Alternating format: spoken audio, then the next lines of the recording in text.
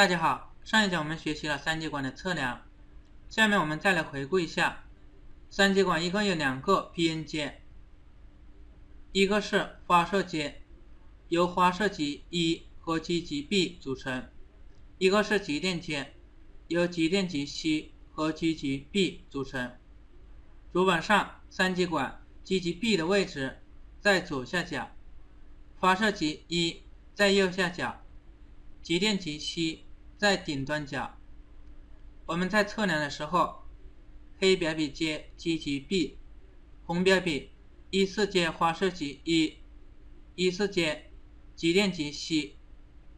如果两侧所测的阻值都很小，说明是正向电阻，那么就是 PNP 三极管。如果两侧所测的阻值都很大，说明是反向电阻，那么就是 NPN 三极管。然后我们再对调表笔，用红表笔接极极 B， 黑表笔分别接发射极 E 和极电极 C， 再来进行测量。如果是 PNP 三极管，那么所测的就是反向电阻；如果是 NPN 三极管，那么所测的应该是正向电阻。这是三极管的测量方法。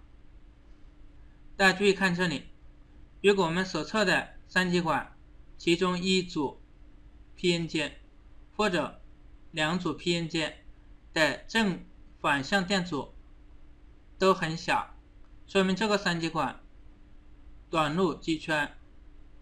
如果我们所测的三极管其中一组 p-n 阶或者同时两组 p-n 阶的正反向电阻都很大，说明这个三极管已经断路。这两种情况都必须予以更换。这是三极管的测量以及好坏判断，请大家记下来，并且完全的掌握好。我们再来看一下主板上的 Q70 三极管。将望远表选至分明档，上面这个角是极电极 C， 它跟 PW 正相连。下面我们测其他角是否接地，红表笔点地，黑表笔先接极极 B， 没有接地，再来接发射极 E， 响了，表示接地。好，我们把它画出来。好，我们在这里来画，大家拿出纸和笔，跟我一起来。先画一个圆，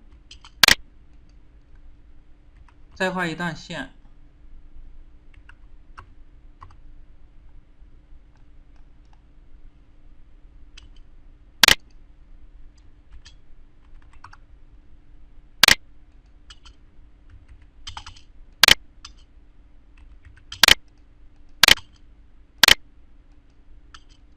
这是它的三个极：极极 B、极电极 C、发射极 E。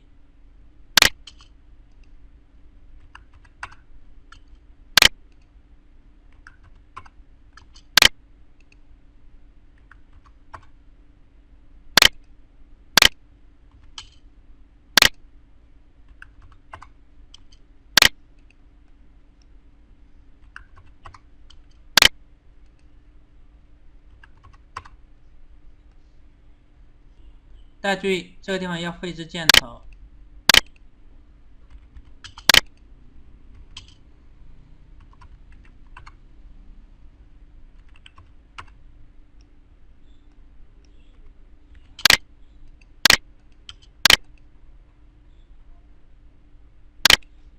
一种是 PNP 型，箭头朝内；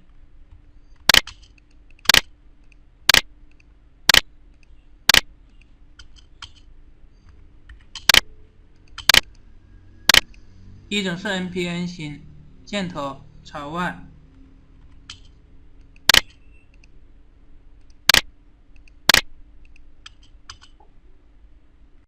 我们将它们分别保存起来。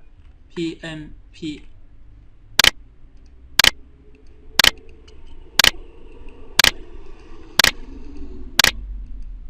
这种是 NPN。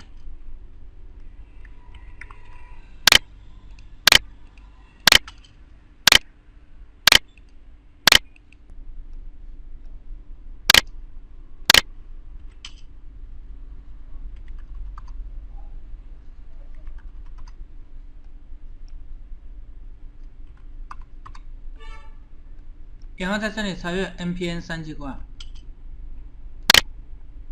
找到 NPN 三极管。大家注意，这个是极极 B， 这个是极电极 C， 发射极 E。因为跟我们 PD 正极相连的这一头是极电极 C， 所以我们要移下来。再将它卷一下，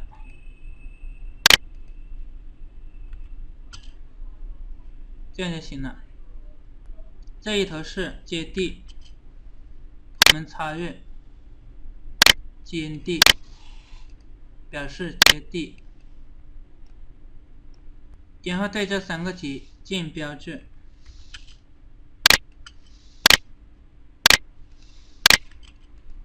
这个为极电极 C，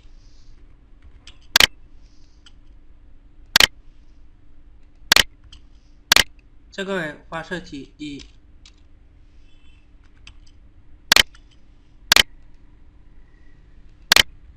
这个是极极 B，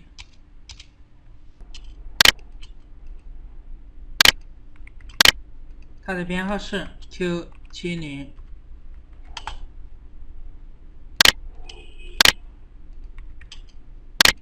三极管上面的标示为 EF， 表示这个是 EF 的 NPN 三极管，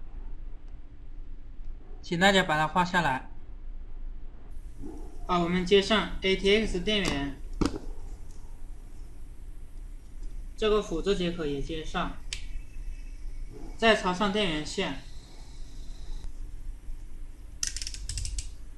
将腕表全置，直流20伏档。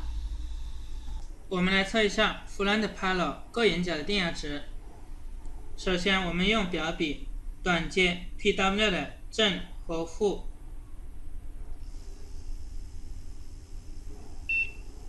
大家可以听到滴的一声，分线已经转动，表示开机。好，我们黑表笔接地，红表笔先来测 HD 正极，电压为5伏。再来测 HD 的负极，0伏电压，这个是 IES 的负极，也是0伏电压。IES 的正极，电压值也是5伏。这个是 NC， 我们不需要测，后面都是空的。我们再来测 PD 的正极。4.58 伏 ，PD 的负极，没有电压0伏，这是 PW 的正极，4.69，接近5伏 ，PW 的负极，它也是0伏，中间两个是空的。我们再来看 Speak 正极5伏，中间两个是空，这边是它的负极，也是5伏。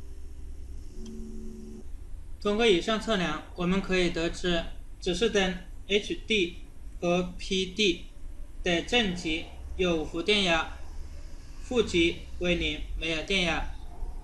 IPW 和 IES 它们的正极也有5伏电压，负极接地，所以没有电压。